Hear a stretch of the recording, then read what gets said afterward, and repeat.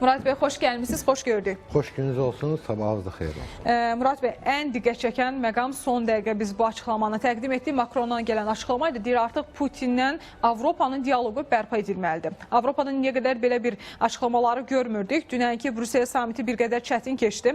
Həqiqətən də biz gördük, Macarıstan, Slovakiya və Polşa bir çox məsələlərdə həmfikir olmadı Avropa İttifaqının digər ölkələri ilə.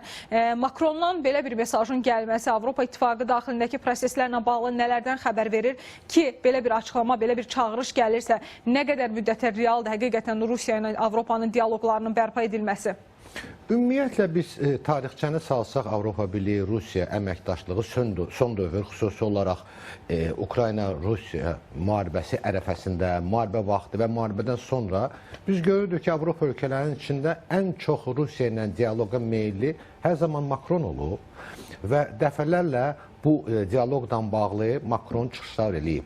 Amma bu səfər Makronun bu cür bəyanat verməsi, fikirlər söyləməsi o demək deyil ki, bu Avropa Birliyində hansısa bir problemlərdən irəli gəlir. Çox güman ki, bu Avropa Birliyinin aparıcı dövlətlərinin razılaşdırılmış bir formasında həyata keçirilir və vaxtaşırı olaraq belə bir fikirlər söylənir.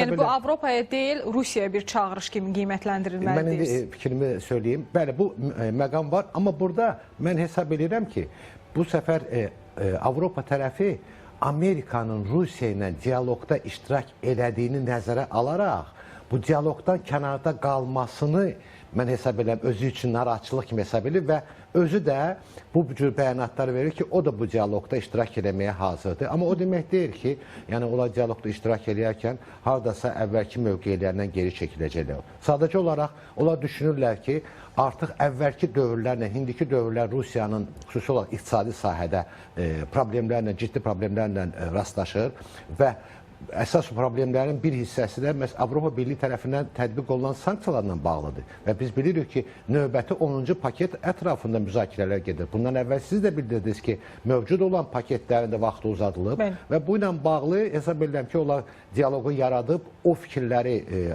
Rusiya rəhbərlə çatdırmaq istəyirlər və bunun nəticəsində müharibənin dayandırılması üçün hansısa bir addımlar həyata keçirmək istəyirlər. İndiyə qədər məhz biz daha çox da Leyenlə görürdük, dialoqa qarşı çıxırdı və hətta belə bir açıqlamalar var idi ki, Leyenin bu açıqlamaları və tamamilə Rusiya ilə dialoqa qarşı olması Avropanı bir addım geri salır kimi dəyərləndirmələr də var idi. Bu mənada Avropanın digər ölkələrindən necə bir yanaşma olacaq? Xüsusən ki, Böyük Britaniyanın, bizə burada adını çəkə bilərik, Almaniyanın, çünki bu proseslərdə daha fəal olan ölkələrdir. Makronun bu açıqlaması ilə bağlı onlardan da yaxınlarda bənzər digər mesajlar ötürülə bilərmi? Düşünürəm ki, Makronun açıqlamasında bu, xüsusi olaraq məsələn, Almaniya ilə bu hardasa razılaşdırılıb, mən düşünürəm. Böyük Britaniya qalanda, Böyük Britaniya həddindən artıq uzun müddət artıq Avropa Birliyindən çıxıb və öz siyasətini həyata keçirdir Rusiya qarşı və demək olar ki, Avropa ölkələrinin içində ən sərt Rusiya qarşı siyasəti keçirən Böyük Britaniyadır və Böyük Britaniya, mən düşünmürəm ki, bu yaxınlarda məhz dialoqla bağlı hansısa bir təşəbbüslə çıxış eləsin.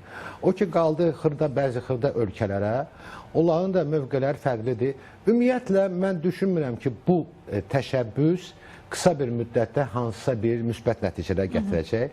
Bundan əvvəlki olan təşəbbüslərin taliyə gözləyir bunu da. Aydındır. Və məhz Ukraynaya yardımla bağlı artıq 90 milyard avronun ayrılması istiqamətində dəyərləndirmənizi almaq istəyirəm. Bu Ukraynanın taliyi ilə bağlı nəyi dəyişəcək? Düzdür, 2 illik bir maliyyə yardımdan söhbət gedir. Aktivlərlə bağlı məsələyə gəldikdə isə orada hələ də problemlər qalmaqdadır. Rusiya da hər dəfəsində açıqlamalar verir ki, biz ciddi bir cavab verəcəyik. Əgər belə bir hal olarsa, aktivlərin Ukraynaya verilməsi məsələsi olarsa, Zelenskinin də bu yaxınlarda bir açıqlaması var idi. Onu da xatırlatmaq yerinə düşər. Qeyd edir ki, aktivlər Ukrayna üçün çox vacibdir. Bizim üçün həyati əhəmiyyət daşıyır. Yaxşı, məhz pulun ayrılması məsələsində ən azından 3 ölkənin etirazı olsa da bir razılıq əldə edildi. 2 illik 90 milyard avro ayrıldı. Aktivlərlə bağlı məsələ necə tənzimlənəcək? Dəyərləndirməniz necədir? Bəli, bu çox ciddi məsələdir və vacib məsələdir. Bu günləri bu ilə bağlı bu məsələnin aktuallaşmasının əsas səbəblərindən biri mən düşünürəm ki, Amerika Birləşmiş Ştatları ilə Rusiya arasında aparılan danışıqlar nəticəsində və biz bunu hazırlanan 28 bəndli sənəddə də gördük ki, bu aktivlərin istifadə olunması ilə Rusiya, Amerika Birləşmiş Ştatları arasında müəyyən razılıq var və yəni bu aktivlərin gələcəkdə bir fond yaradılsın, o fondun deməli idarə olunmasının 50%-ni Amerika Birləşmiş Ştatları həyata keçirir və s. Bu çox güman ki, Avropada da və Ukraynada müəyyən narazılıqlar yaratdı və ona görə bu məsələlərlə bağlı biz gördük ki, çox ciddi müzakirələr başlandı. Amma bu aktivlərin istifadə olunması çox çətin məsələdir hüquqi baxımdan. Bunun aktivlərin orada yerləşdirilməsi, onları götürüb istifadə eləməsi müəyyən hüquqi nəticələrə, mənfi nəticələrə gətirib çıxarda bilər. Həm hüquqi baxımdan, həm də imic baxımından Avropa maliyyə sistemi üçün.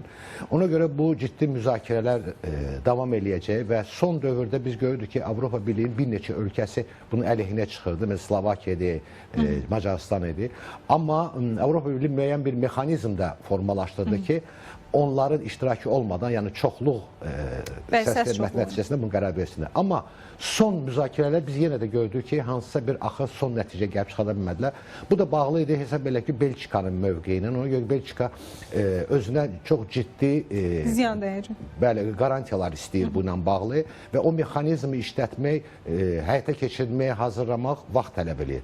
Amma görürsünüz, alternativ bir məsələ ortalığa çıxdı. Avropa Birliyi 90 milyardlıq krediti öz maliyyə imkanları vasitəsinə yəni garantiya verərək həyata keçirilir. İndi o ki qaldı Ukraynaya, bəli, Ukrayna üçün çox vacibdir bu maliyyə. Ona görə ki, bir nə Ukraynanın demək olar ki, maliyyə sistemi tam şəkildə Avropa Birliyi yardımından asılıdır.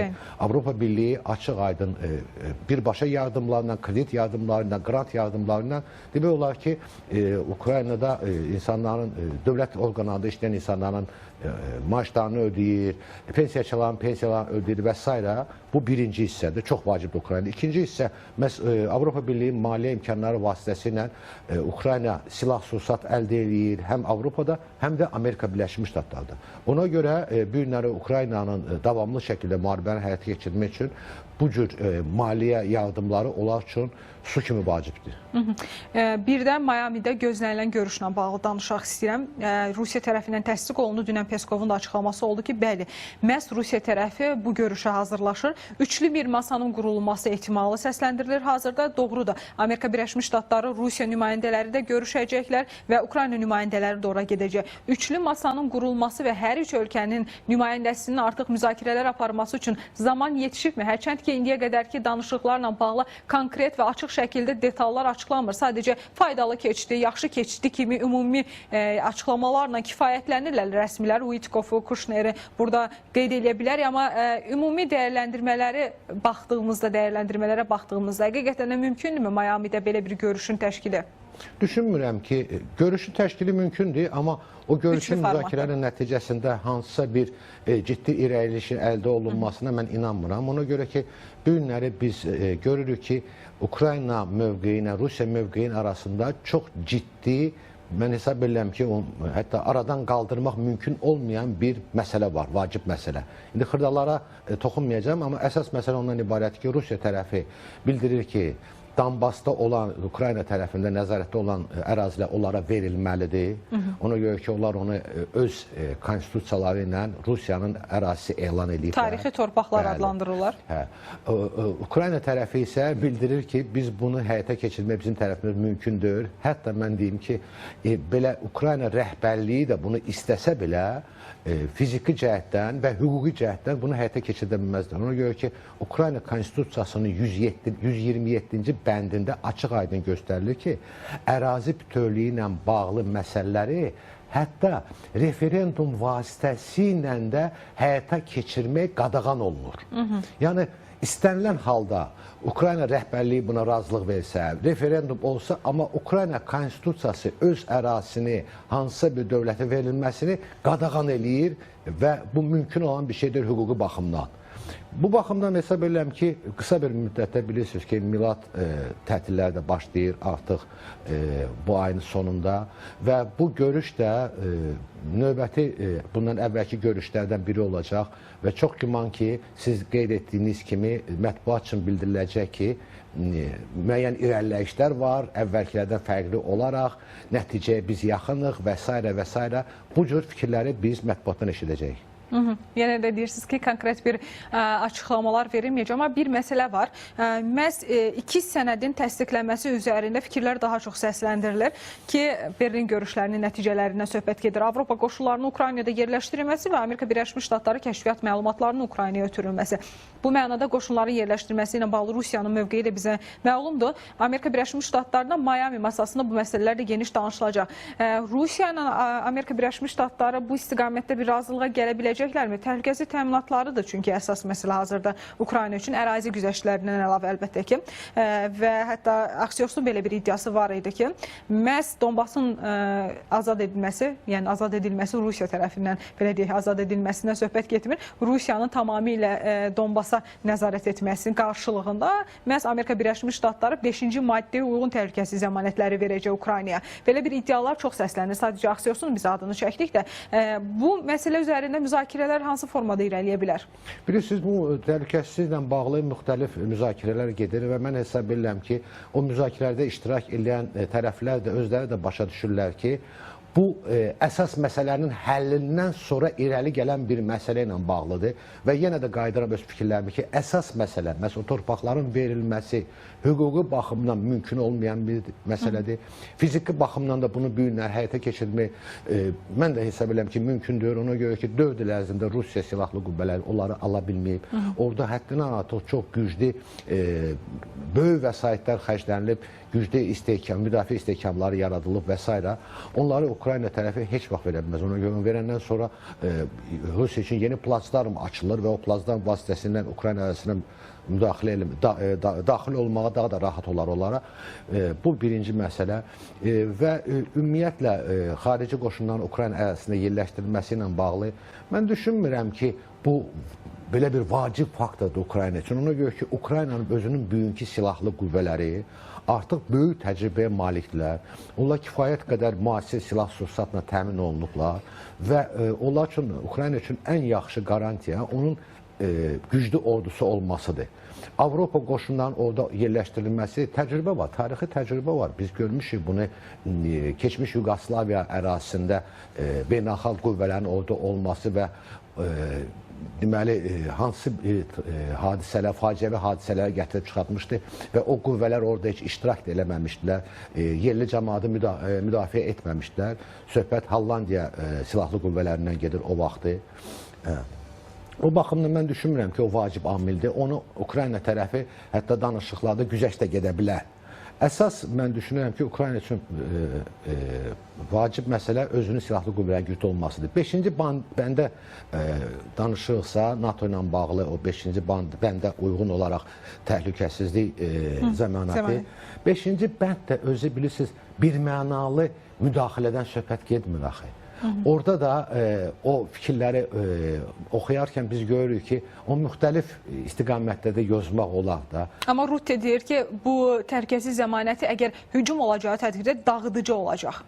Rusiya deyir? Rutte'nin belə bir açıqlaması var. Yəni, NATO'nun baş katibi deyir ki, belə bir təhlükəsizlik zəmanəti verilərsə, yəni hücum olacağı təqdirdə Ukraynaya o zaman cavab dağıdıcı olacaq deyir. Bəli, bilirsiniz, bu sözlərdir, ritorikada deyilmədir. Biz tarixə baxsaq biz görərik də, Budapeşt memorandumu var idi. O memorandumdan irəli gələrək öhdəlikləri o dövlətlər həyata keçirdilərmi bugünkü günü?